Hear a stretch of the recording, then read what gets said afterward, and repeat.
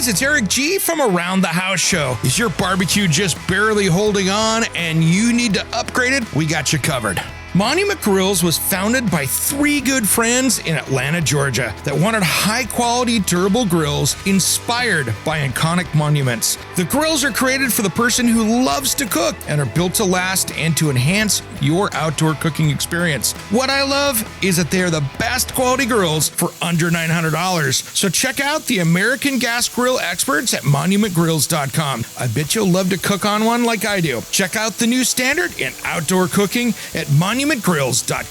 Now that is a tasty burger. Get your next barbecue at monumentgrills.com.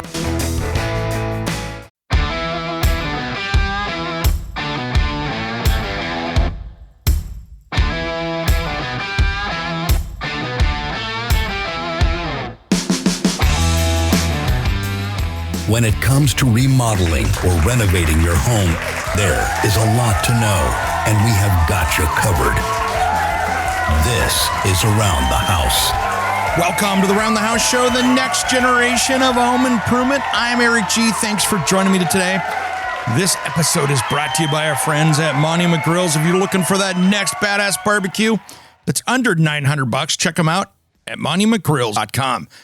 Well, today I wanted to talk an update on what I'm seeing out there in the political landscape and how that is going to affect our homes in the future and what's going on. Now, of course, as we all know, I don't care what side of the politics side of things you are on. It's a little bit of chaos out there, but I will say it does look like that they are finding a bunch of waste and abuse, possibly here in the U.S. government, and that puts money back in our pockets as citizens. So as long as we're catching those people out there that are 210 years old still collecting Social Security, we'll see if that's actually the fact or not. At least we're trying to cut some of the fraud and waste out of there. But with energy standards being said they're going to change, is that going to lower the price of building materials coming up? I was just looking at lumber futures prices right now, and that's basically what lumber is going to cost here in a few months. And being that it's February, it's growing. In December, it was down in the 460s. It's up in the 600s. And then if you look at all the people out there that are saying to invest, hold, or sell, if it's in the mid 600s and they say sell, that means it's at the high point, which means lumber prices are going to go down. If they say it's going to go up, they say buy.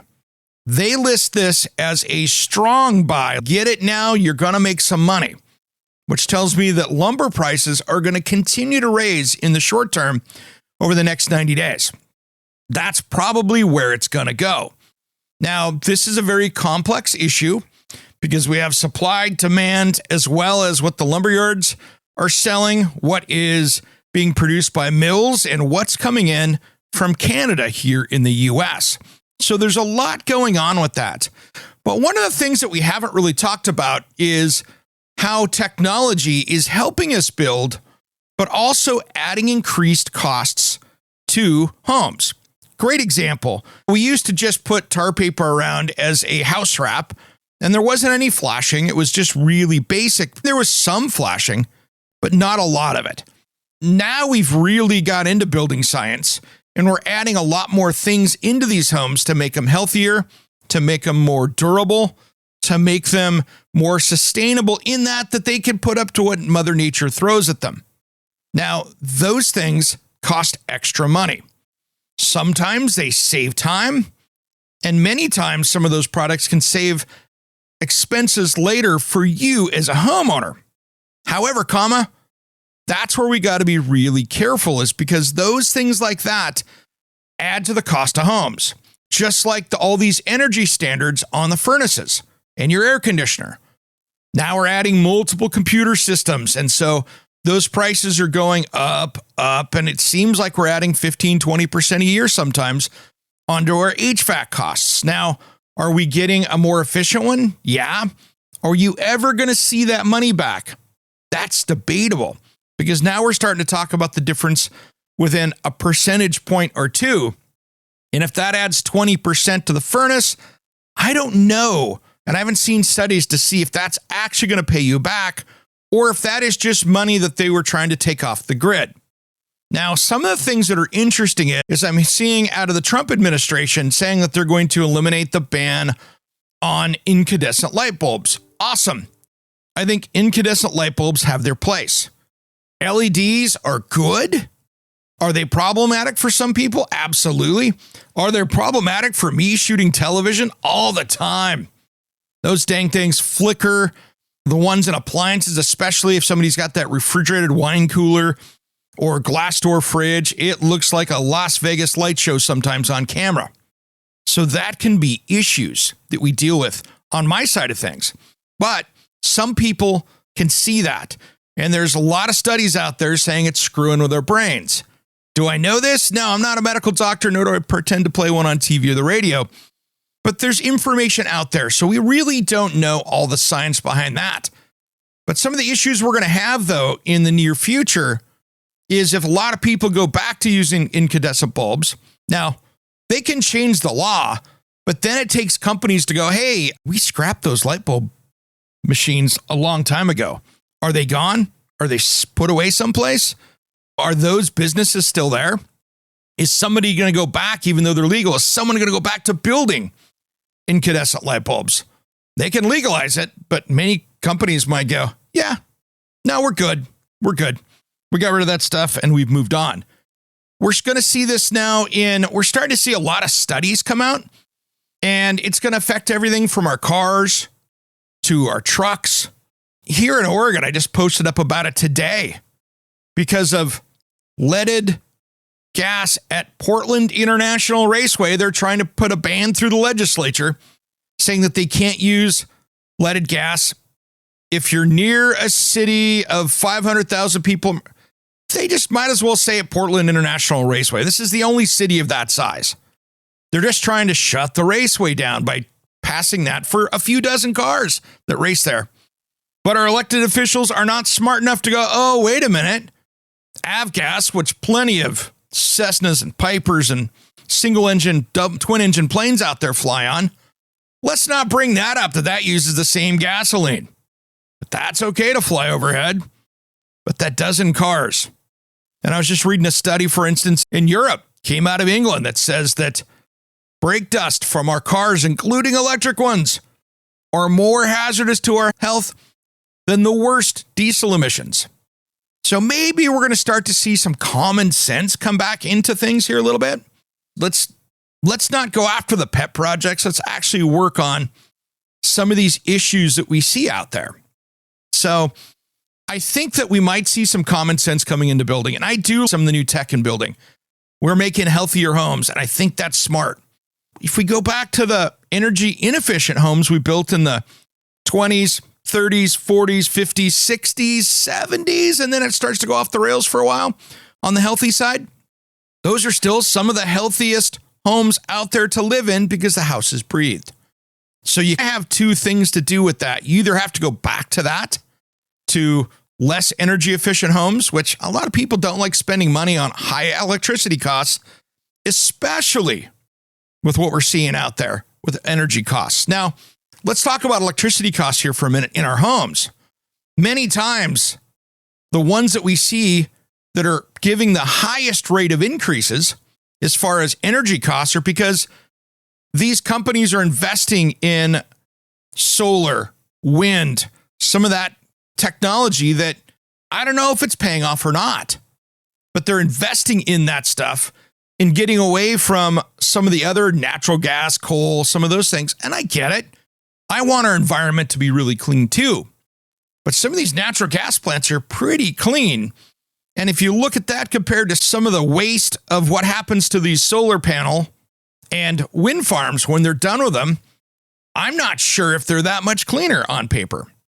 And I think we need to bring some common sense back in. It's like all of us out there with curbside recycling that we're putting our plastic in. We're putting all of our things in that. We're doing our work. We're putting it in there. Putting our plastic with the little diamond shape in there. You're putting the right ones in. Your cardboard's going in there. It's a mixed recycle. I was watching a film up in Canada.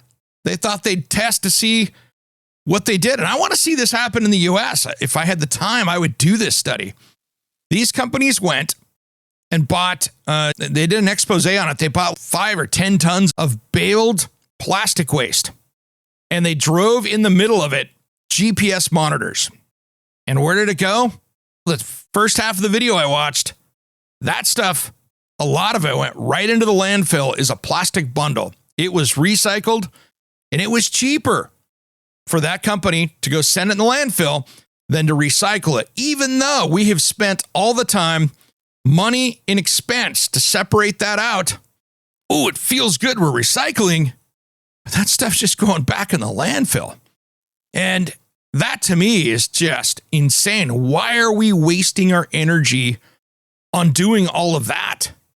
Maybe we should be working on taking that waste and burning it into energy cleanly. Maybe we should be doing something with it instead of just burying it. So I think we need to be adding in a lot more common sense into how we operate ourselves. And this isn't a people problem. It's a government business problem that we've got to fix. It's perfectly okay in the city of Portland to dump 1 million gallons of sewage when they get an overflow right into the Willamette River here. But they're trying to ban a dozen cars, 2 dozen, maybe 3 dozen cars from racing at the local raceway because it's bad for someone's health, even though there's 30 or 40 planes flying overhead every single day over that raceway using avgas. I think we might be bringing common sense back into everything in our lives, and I hope that happens because this pick 'em and choose 'em stuff is insane, and it's costing us as homeowners a lot of money. So all of us, if I could request one thing of everybody out there, let's put our common sense hats on a little bit and see if we can make some changes right now. Let's put the politics aside. Let's put the left and the right trying to hate each other aside. I don't want to get into politics in this show, but they make money off hating each other. I'm talking about the politicians. So let's see if we can come together and go, hey, this makes sense to keep our environment clean. Let's make sense to make our homes efficient and save us electricity in a common sense way. But I think we got to remove these weird pet projects where we're spending all this money on something that makes a little bit of a difference. But the big ones, we're just going to ignore. And many times that's because there are lobbies out there paying a lot of money to politicians to make them look the other way. And I think maybe some of those days, that pendulum might be swinging the other way and those days coming to an end. So I don't want to talk politics, but I just want to say that we're in an interesting time right now. But I'm hopeful that we can bring some common sense back into building codes, back into energy codes, back into all of that. Because I want to save money. I want my kids to have a great environment to live in. But we got to put our thinking caps on and throw some common sense into this whole thing. Now, we got a great show coming up this weekend that you won't want to miss. We've got Andy Gerzak coming back in, and I'm going to say that right now because it's really exciting. He is coming back in. We're going to be talking. He is a insurance public adjuster. I'm going to give you a little quick tease here about that because we get into some stuff of how to navigate that stuff and how not to ruin an insurance claim and get denied first, especially when you're talking with water and mold and things like that in your home. And the rest of that we'll talk about a little bit later. As far as recalls out there, let's see. Igloo's recalling more than 1 million 90-quart rolling coolers due to fingertip amputation and crushing hazards. Take a look at that at cpsc.gov. Let's see. I'm looking to see SetSmart recalls low-gas climbing ropes due to fall hazard. Those are failing. Be careful with that. About 22. Let's take a look. A lot of kids' toys. There's an air pistol. Trading company recalls roll-up window blinds due to strangulation and entanglement hazards because of cords. Not too many of those. And that looks like to be the big one. There is a very popular baby gate, and I say that kind of laughingly. There's about 1,500 of them. Looks like they got them on Amazon. That is now on recall, and those can cause harm. There's about 1,500 of them. Actually, I think I might even have one of those, so I got to take a look. I had one of those for my dogs to keep them out when they're puppies, and that might be one of those. So I got to take a look at that myself. And don't forget, they have that big LG recall range on their electric ranges due to fire hazard. Unfortunately, they're going to give you a sticker instead of trying to do something with that. And then the other big one is the TTI Outdoor Power Equipment recalls the Ryobi battery-powered mowers due to fire hazard. So there's about 217,500 of those. And make sure you take a look at it. There are model numbers on here to take a look, but they should stop using the recalled mower and contact TTI, which is Ryobi, for instructions how to disable the recall mower and receive a free replacement. And look, guys, if you got a Ryobi mower, there's a chance they'll send you a new one. So that's interesting. Injuries reported on that. So it's their 21-inch walk-behind mower and 217,500 of those. So that's a big one right there. All right, everybody, this one's going a little long today. I got on my rant a little bit, but I just wanted to say, hey, and if you want to send a comment on what I said, I'm always open to discussion. Head over to aroundthehouseonline.com. I'm Eric G. Thanks for tuning in to Around the House. We'll tackle this again this weekend. We'll see you then. Let's be lovers. We're all over the radio. Take my hand, I know where to go. All over the radio with you. Hey guys, it's Eric G from Around the House Show. Is your barbecue just barely holding on and you need to upgrade it? We got you covered. Monument Grills was founded by three good friends in Atlanta, Georgia that wanted high-quality, durable grills inspired by iconic monuments. The grills are created for the person who loves to cook and are built to last and to enhance your outdoor cooking experience. What I love is that they are the best quality grills for under $900. So check out the American gas grill experts at monumentgrills.com. I bet you'll love to cook on one like I do. Check out the new standard in outdoor cooking at monumentgrills.com. Now that is a tasty burger. Get your next barbecue at monumentgrills.com.